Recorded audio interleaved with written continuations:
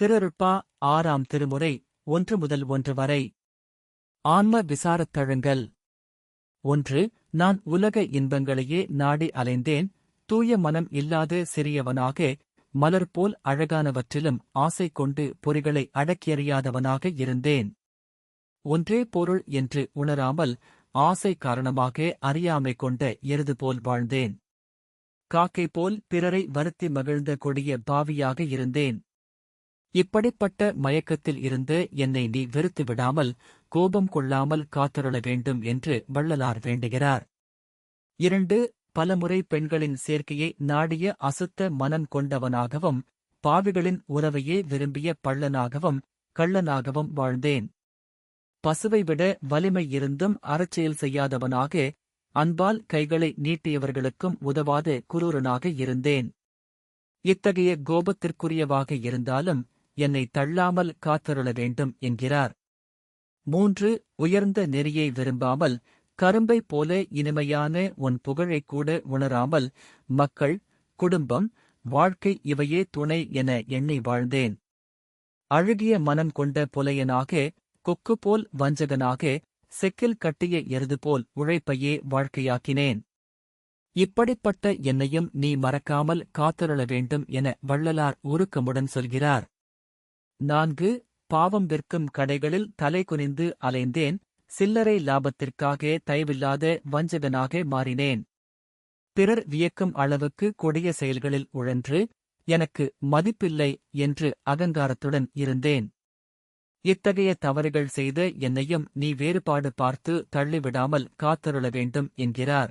5. வீடு கூட அடையாத பட்டி மாடு போல அலைந்தேன், வெறும் கொட்டைகளை பரப்பி மேலே கட்டப்பட்ட குடிசையை விரும்பினேன்.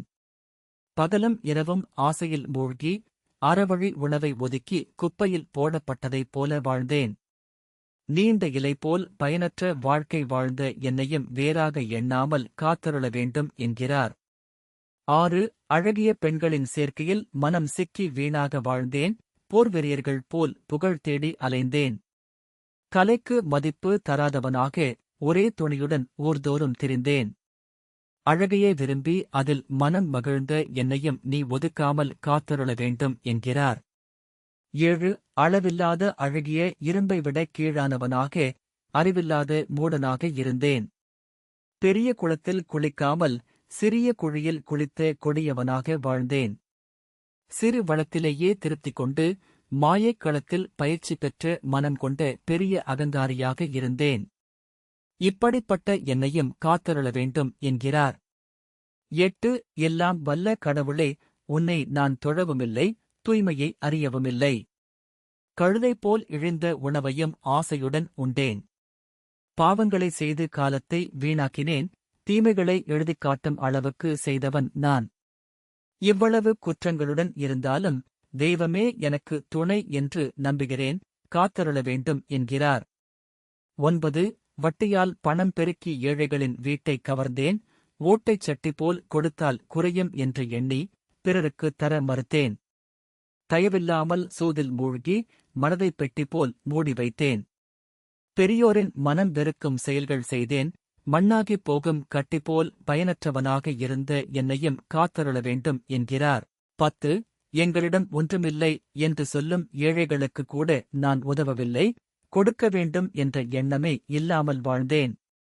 நல்ல குணமுள்ளவர்களையும் நெருங்கவில்லை, நல்லவன் என்ற பெயரையும் எடுத்துக்கொள்ளவில்லை. இத்தகைய நிலையில் இருந்தாலும் தெய்வமே நீயே என் ஒரே துணை என்று நம்பி நிற்கிறேன், என்னை காத்தருள வேண்டும் என்று வள்ளலார் இந்த பாடலை முடிக்கிறார்.